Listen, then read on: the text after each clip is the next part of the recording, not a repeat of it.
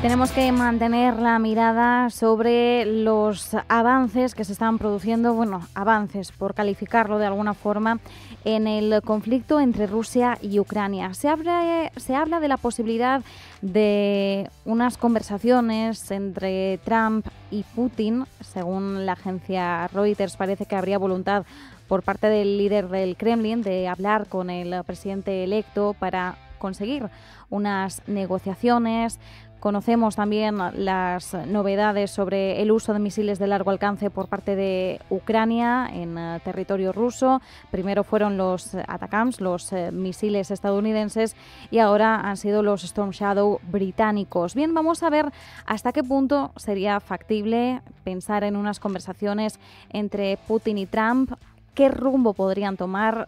¿Zelensky aceptaría o no una posible paz que se iniciara con este tipo de conversaciones? Vamos a lanzarle estas preguntas a Miguel Ángel Temprano, gestor independiente. Miguel Ángel, ¿qué tal estás? ¿Qué tal? Muy buenas tardes, Marta. Miguel Ángel, empezando con la posibilidad de que Putin esté abierto a negociar con Trump una paz en Ucrania.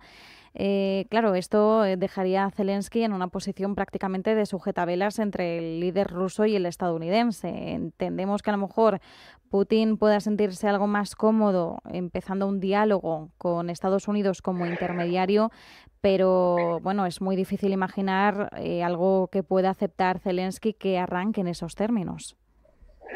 No dejando de partida mi posición, que creo que lo que ha hecho Putin ha sido una invasión totalmente ilícita de un territorio que no le correspondía, dejando eso de partida, debo de decir que la única situación viable para que haya algún tipo de acuerdo de paz, de armisticio, de lo que se quiera llamar, es permitirle a los rusos consolidar las líneas que tiene, las nuevas fronteras que tiene ahora mismo en la línea de batalla.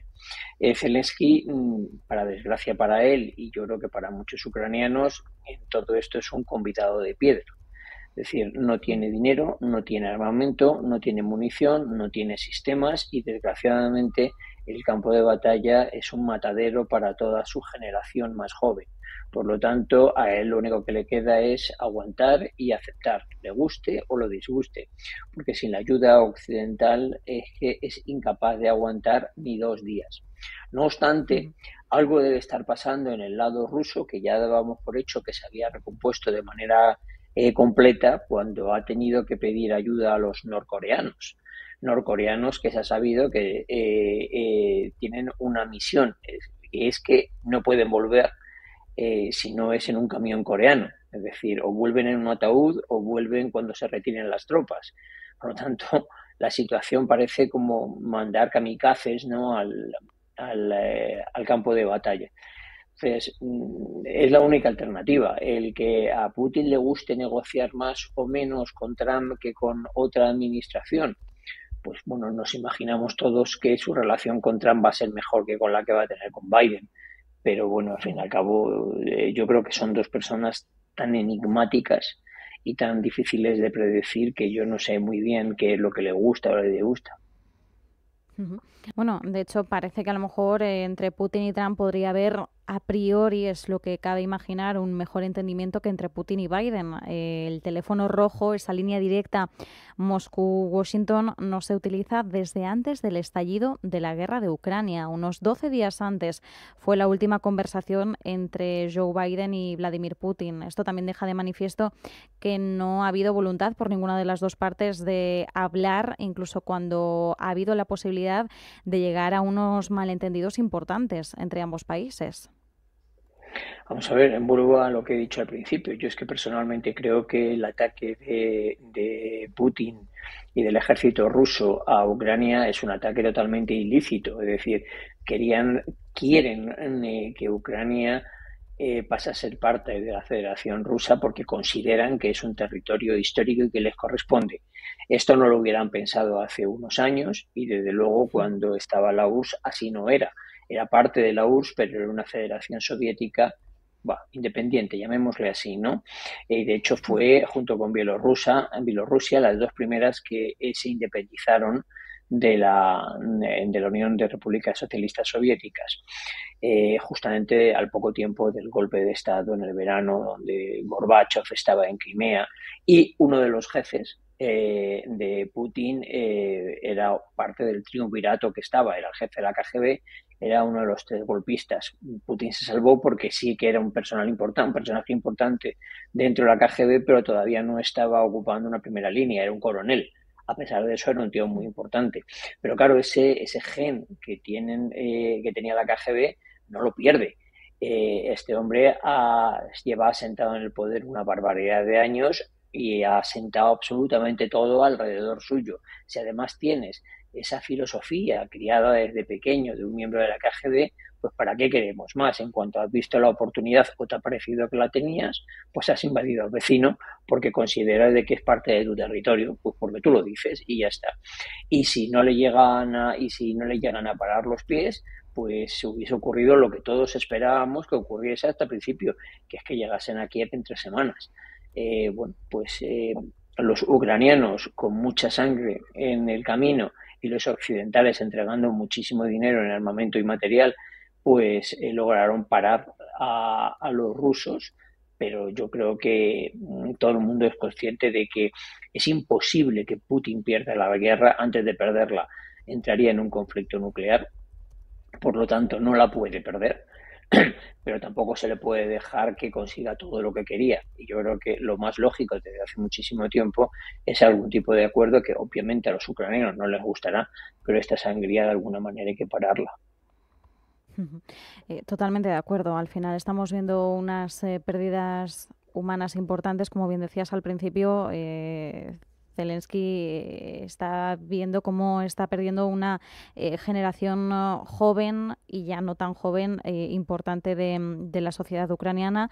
Efectivamente, cuando hablamos de guerra siempre lo hacemos desde un ámbito mucho más político, diplomático, de las retóricas entre ambos bandos, pero siempre desde un punto de vista de sus políticos, de sus gobiernos, pero no debemos olvidar que están ocurriendo muchas muertes, aunque no tengamos cifras oficiales, por ejemplo, de soldados fallecidos, porque es una información que se conserva siempre con mucho celo y además tampoco se sabe muy bien afirmar cuando hay un conflicto entre medias.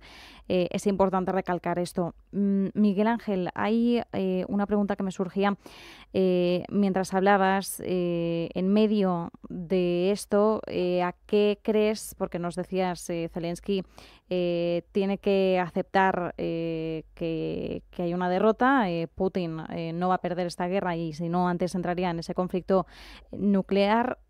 ¿Qué crees que está impulsando a Zelensky para utilizar ahora estos misiles de largo alcance, si realmente lo que debería hacer es dar por finalizada, no por finalizada, sino por perdida esta guerra? Bueno, Zelensky tiene dos características que le hacen un personaje muy atípico en este momento. Primero, no es un político, con todo lo bueno y lo malo que tienen los políticos. Y segundo, no es un militar. Ha estado rodeado, tampoco es que el ejército ucraniano fuese un ejército de primera línea mundial, ni muchísimo menos. Realmente era un ejército muy, muy debilitado, un ejército pobre. Ucrania tiene su primer base de ingresos en comercio exterior en la venta de grano. Con eso queremos decir que la economía ucraniana no es una economía altamente industrializada, es decir, no es capaz de que se modifique para fabricar armamento o material en el caso hipotético de que pudieran hacerlo porque tuviesen el conocimiento y los materiales para hacerlo, ¿no? Entonces, él, yo creo que lo que quiere de alguna manera ante consumo interno es que se le vea que no cede, que no cede. Yo creo que esto es un error, pero también es cierto, yo no estoy en Ucrania viviendo ni viendo todo lo que piensan cada una de las personas. Mi conocimiento de la situación en Ucrania es por lo que escucho y leo en la prensa. Por lo tanto, está, querámoslo de alguna manera, muy sesgado, ¿no? Pero en cualquier caso, dices tú, ¿debería de intentar llegar a un acuerdo? Hombre, pues yo creo que sí. Yo creo que el primero que intentaría llegar a un acuerdo con toda seguridad sería un militar. Los militares que se le consideran altamente belicistas, yo siempre digo que es todo lo contrario. porque son los primeros que mueren en las batallas, por lo tanto, son los primeros que no les interesa la guerra. Una cosa es que no te guste la guerra y otra cosa es que no te prepares para ella, que es lo que hacen realmente los militares, ¿no? Ujú.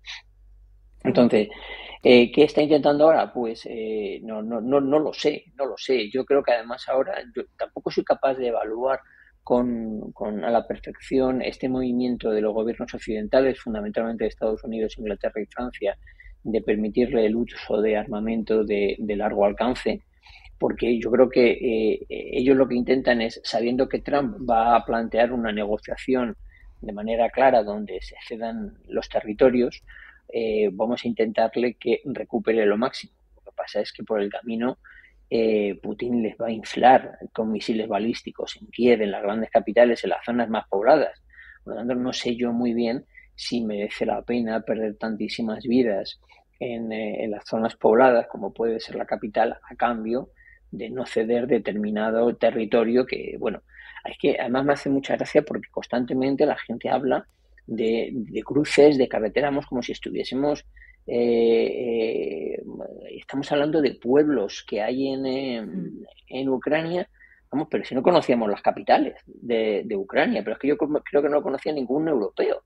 Y ahora resulta que estamos hablando de que si hay puntos estratégicos que están en conflicto porque es puntos de abastecimiento. Yo honestamente alucino. Y eso que yo tengo una carrera, una historia militar detrás mía, ¿no? Entonces, me resulta como anecdótico, ¿no? Y yo personalmente llego a un punto donde dices, no sé hasta punto merece la pena esta cesión. Lo leía el otro día y me da igual que estuviese el dato mal, que la vida promedio de un soldado nuevo en el campo de batalla era de una edad de 19 años, era de 5 días. Me da igual que esté el dato mal y hay que multiplicarlo por 10 o inclusive por 100. Es una barbaridad. Mm. Es perder una Sí. generación. Ujú. Desde luego. Miguel Ángel, como último apunte, quería preguntarte por el G20 de esta semana que ha tenido lugar en Brasil.